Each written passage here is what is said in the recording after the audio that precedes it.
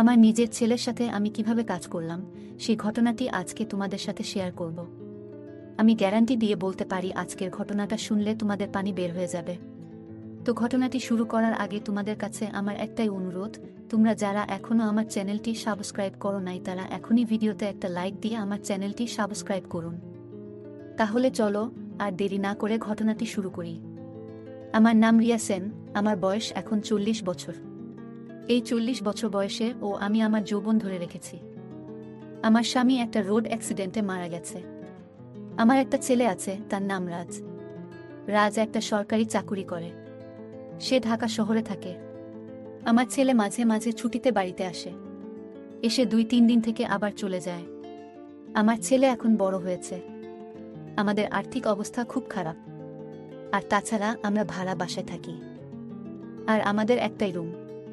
আমার ছেলে যখন বাড়িতে আসে তখন আমাদের রাতে ঘুমাতে খুব প্রবলেম হয়। আমি এইসব কথা ভাবতেছিলাম, আর তখনই আমাদের প্রতিবেশী রাধিকার আমার বাসায় এলো। রাধিকা এসে আমাকে চিন্তিত দেখে বলল, কি ভাবছো ভাবি? এখন আমি তাকে বলল, আমাদের আর্থিক অবস্থার কথা ভাবছি। আমাদের একটাই রুম, আর আমার ছেলে যখন ছুটিতে বাড়িতে আসে তখন আমাদের থাকতে খুব প্রবলেম হয়। তখন সে আমাকে বলল, আরে প্রবলেমের কি আছে, এটা তো আরো ভালো হয়েছে তোমার জন্য। তোমার ছেলেটা কিন্তু খুব সুন্দর, এইরকম একটা বডি ফিগার সুন্দর স্মার্ট ছেলের সাথে এক রুমে এক বিছানায় ঘুমানোর সৌভাগ্য হচ্ছে তোমার। এমন সৌভাগ্য আর কয়জনের হয় বলো?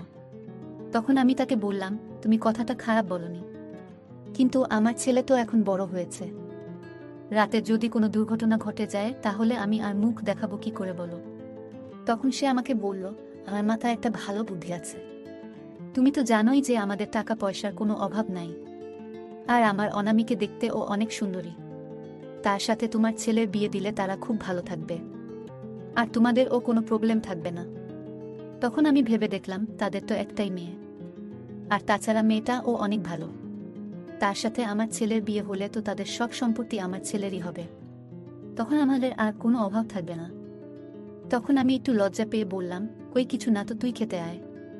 তারপর আমার ছেলে আমার পাশে এসে খেতে বসল। কিন্তু আমি একটা জিনিস লক্ষ্য করলাম, আমার ছেলে ভাত খাচ্ছে ঠিকই, কিন্তু চোখ দিয়ে সে আমাকে খাচ্ছে। আমার দিকে সে অপলক দৃষ্টিতে তাকিয়ে আছে। তখন আমি তাকে বললাম, কিরে আমার দিকে এইভাবে কি দেখছিস তুই? তখন আমার ছেলে আমাকে বলল, আম্মু তোমাকে অসম্ভব সুন্দরী লাগছে, তোমাকে দেখে মনে হচ্ছে তুমি 25 বছরের কুমারী মেয়ে। ছেলের মুখে এমন প্রশংসা শুনে আমি খুব খুশি হলাম। তাই শুক্রবার সকালে আমি খুব ভালো ভালো খাবার রান্না করলাম।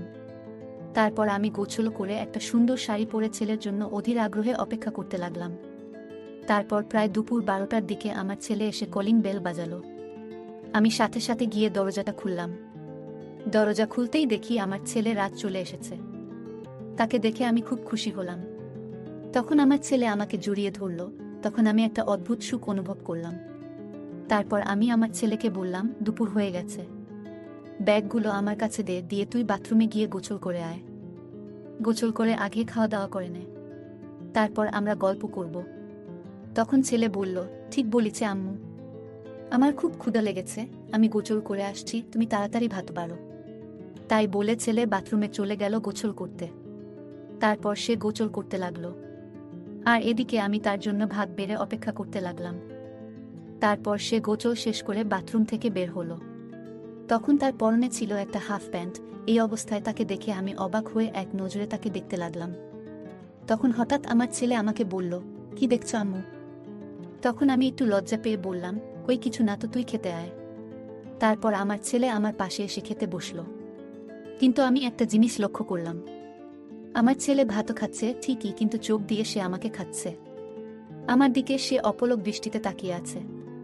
তখন আমি তাকে বললাম, কিরে আমার দিকে এইভাবে কি দেখছিস তুই? তখন আমার ছেলে আমাকে বলল, আম্মু তোমাকে অসম্ভব সুন্দরী লাগছে, তোমাকে দেখে মনে হচ্ছে তুমি 25 বছরের কুমারী মেয়ে। ছেলের মুখে এমন প্রশংসা শুনে আমি খুব খুশি হলাম।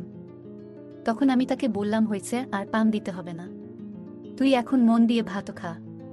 তারপর আমার ছেলে খাওয়া দাওয়া শেষ করে তার রুমে চলে গেল, আর এদিকে আমি সেই থালা বাসনগুলো রান্নাঘরে নিয়ে রাখলাম। তারপর আমি রুমে আসলাম। রুমে এসে এক এক করে আমার ছেলের ব্যাগ থেকে তার সব জামা কাপড় বের করতে লাগলাম। কিন্তু আমি দেখলাম সেগুলো সব পুরাতন কাপড়। তখন আমি আমার ছেলেকে বললাম, তোর জামা কাপড়গুলো তো পুরাতন হয়ে গেছে। তখন আমার ছেলে বলল, এই মাসে বেতন পাইলে আমি আর তুমি একসাথে মার্কেটে গিয়ে আমাদের দুজনের জন্য নতুন কাপড় কিনব। তারপর আমি আমার ছেলের পাশে গিয়ে বসলাম আর আমরা দুজনে গল্প করতে লাগলাম। তখনই হঠাৎ আমার ছেলে আমাকে বলল, আম্মু একটা গুড নিউজ আছে। তখন আমি বললাম, কি গুড নিউজ বলতো? তখন আমার ছেলে বলল, আম্মু আমার বরিশাল ট্রান্সফার হয়ে গেছে। মানে আমাদের বাসা বরিশালে আর আমার ছেলের সেখানেই পোস্টিং হয়েছে। এটা শুনে আমি খুব খুশি হলাম। তখনই আমি তাকে জড়িয়ে ধরলাম আর তখন আমার ছেলেও আমাকে শক্ত করে জড়িয়ে ধরল। তখন আমি অসম্ভব সুখ অনুভব করলাম। তখনই হঠাৎ আমার হুঁশ ফিরে আসলো। আমি ভাবলাম, এটা তো আমার ছেলে। সাথে সাথেই আমি তার থেকে আমাকে ছাড়িয়ে নিলাম। তখন আমি তাকে বললাম, আচ্ছা বাবা, তুই তো অনেক বড় হয়েছিস, আর তাছাড়া এখন তুই ভালো একটা চাকুরিও করিস, তাই তোর জন্য আমি একটা মেয়ে ঠিক করেছি। তখন আমার ছেলে একটু রেগে গিয়ে বলল, আম্মু আমি এখন বিয়ে করতে পারবো না। আমি তোমার আর আমার মাঝে অন্য কোনো মেয়েকে আনতে পারবো না। এদিকে আমার ছেলে সুখী করতে চাই। আমি আমার ছেলের কথার আগাগোড়া কিছুই বুঝলাম না। তখন আমি তাকে বললাম, আচ্ছা তুই এখন একটু রেস্ট নে, আমি একটু বাজারে যাচ্ছি বাজার করতে। তাই বলে আমি ছেলেকে রেখে বাজারের ব্যাগটা নিয়ে বাসা থেকে বের হলাম। কিন্তু আমার ছেলে আমাকে পেছন থেকে দেখতে লাগলো। এটা আমি বুঝতেই পারিনি। আমি বাজারে যাওয়ার সময় ভাবতে লাগলাম, আচ্ছা আমার ছেলে কি বলতে চাচ্ছে? সে বিয়ে করতে চাচ্ছে না কেন? আর সে আমাকে কোনো সুখ দিতে চাচ্ছে? আমি এইসব ভাবতে লাগলাম। এদিকে আমার ছেলে ঘুমিয়ে পড়ল। আমি বাজার শেষ করে যখন বাসায় ফিরলাম তখন দেখি আমার ছেলে ঘুমাচ্ছে। এটা দেখে আমি তাকে ডাকতে শুরু করলাম, কারণ এখন সন্ধ্যা হয়ে গেছে।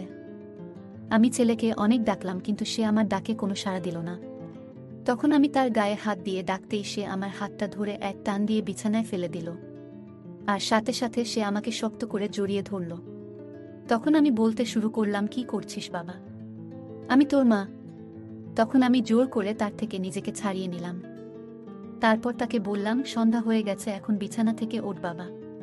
তাই বলেই আমি রুম থেকে বের হয়ে গেলাম আর বাইরে এসে মনে মনে ভাবতে লাগলাম, আমার ছেলে তো বড় হয়ে গেছে, রাতে আমি তার সাথে একই বিছানায় কিভাবে ঘুমাবো?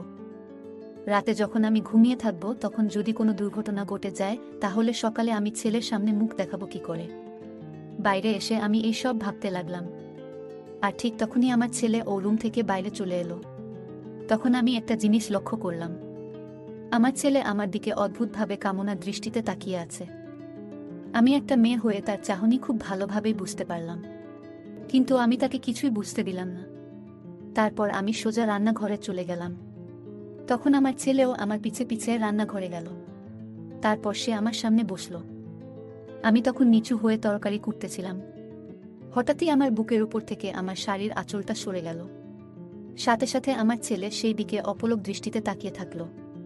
তখন আমার চোখ পড়ল ছেলের চোখে।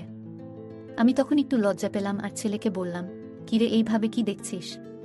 তখন আমার ছেলে বলল, তোমাকে দেখছি আম্মু। বিধাতা তোমাকে কত সুন্দর করে বানিয়েছে, তোমার সব কিছুই অসম্ভব সুন্দর। তখন আমি আমার ছেলেকে বললাম, হয়েছে, আর পাম দিতে হবে না, এখন এখান থেকে যা তুই, আমাকে আমার মতো করে রান্না করতে দে। তখন আমার ছেলে বলল, কেন আম্মু, আমি কি তোমাকে কোনো ডিস্টার্ব করছি নাকি? তখন আমি বললাম, ডিস্টার্ব করবি কেন? কিন্তু তুই রান্নাঘরে কি করবি? এখানে অনেক গরম, তুই ঘরে যা, আমি রান্না করে আনছি।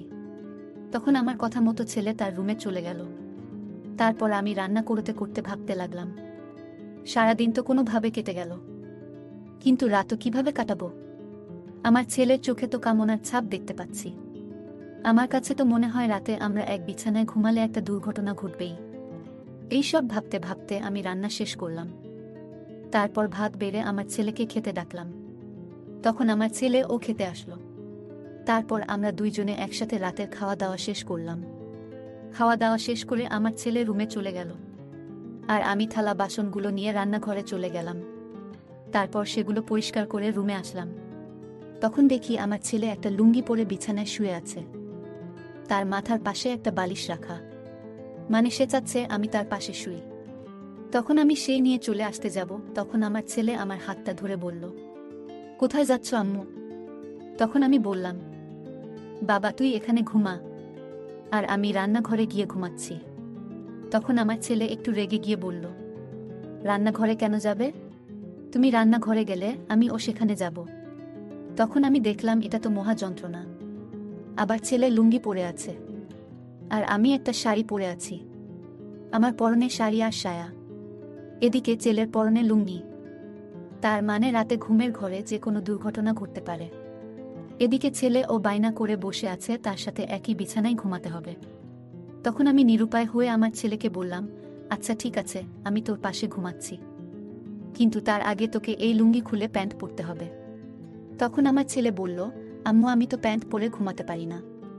তখন আমি দেখলাম এটা তো মহা যন্ত্রণা। শেষমেশ কোনো উপায় না পেয়ে আমি আমার ছেলের পাশে ঘুমাতে বাধ্য হলাম। আমি গিয়ে আমার ছেলের পাশে শুয়ে পড়লাম। আমার খুব ভয় করতেছিল, কারণ আমার ছেলে লুঙ্গি পরে আছে। আজকে রাতে যদি আমার ছেলে কিছু করে বসে তাহলে আমি মুখ দেখাবো কি করে? এইসব ভাবতে ভাবতে আমি কখন যে ঘুমিয়ে পড়েছি সেটা আমি নিজেও জানি না। তারপর মাঝ রাতে আমার বুকের উপর একটা চাপ অনুভব করলাম। তারপর আমি অনামিকার সাথে আমার ছেলের বিয়ে দিলাম। এখন তারা সুখে শান্তিতে সংসার করছে। তো বন্ধুরা, আমি আজকের ভিডিওতে বোঝাতে চেয়েছি স্বামী স্ত্রী ছাড়া অন্য কারো সাথে মিলামেশা করা জঘন্যতম পাপ। দয়া করে আমার ছেলের মতো ভুল তোমরা কেউ করবে না। আমার ছেলে তো তার ভুল বুঝতে পেরেছে, তো তোমরা কেউ এমন কথা চিন্তা ও করবে না। আজকের মতো এখানেই শেষ করছি। ভালো থেকো সবাই। আর তুই সেই মায়ের সাথে এইসব করতে চাচ্ছিস, তোর লজ্জা করা উচিত। আমার এইসব কথা শুনে ছেলে তার ভুল বুঝতে পারল। তখন সে কান্না করতে করতে আমাকে বলল, আম্মু আমার অনেক বড় ভুল হয়ে গেছে, তুমি আমাকে ক্ষমা করে দাও। তখন আমি বুঝতে পারলাম আমার ছেলে মন থেকে ক্ষমা চাচ্ছে, তাই আমিও তাকে ক্ষমা করে দিলাম। তারপর তাকে আমি বললাম, তাহলে আমি রাধিকার মেয়ে অনামিকার সাথে তোর বিয়ের ব্যবস্থা করছি, তুই আর অমত করিস না বাবা। তখন আমার ছেলে বলল, দেখো আম্মু তুমি যেটা ভালো মনে করো। তারপর আমি অনামিকার সাথে আমার ছেলের বিয়ে দিলাম। এখন তারা সুখে শান্তিতে সংসার করছে। তো বন্ধুরা, আমি আজকের ভিডিওতে বোঝাতে চেয়েছি স্বামী স্ত্রী ছাড়া অন্য কারো সাথে মিলামেশা করা জঘন্যতম পাপ। দয়া করে আমার ছেলের মতো ভুল তোমরা কেউ করবে না। আমার ছেলে তো তার ভুল বুঝতে পেরেছে, তো তোমরা কেউ এমন কথা চিন্তা ও করবে না। আজকের মতো এখানেই শেষ করছি। ভালো থেকো সবাই।